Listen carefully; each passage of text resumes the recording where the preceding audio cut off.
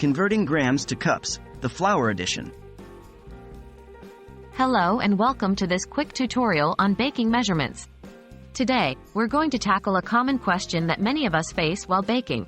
How do we convert grams to cups, specifically for flour?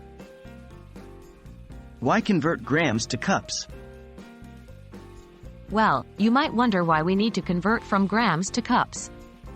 This is because different recipes use different measurement units.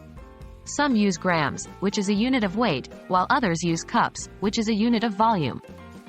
The trick here is that different ingredients have different densities, so the weight to volume conversion isn't the same for all ingredients. What is the conversion factor for flour?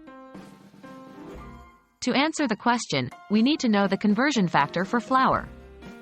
A conversion factor is a number used to change one set of units to another, by multiplying or dividing. When it comes to flour, 1 cup of all-purpose flour generally weighs about 125 grams. So, what is 100 grams of flour in cups? So, if we have 100 grams of flour, we can use the conversion factor we discussed earlier to convert it to cups. Here's how. 1. Start with the weight of the flour, 100 grams. 2.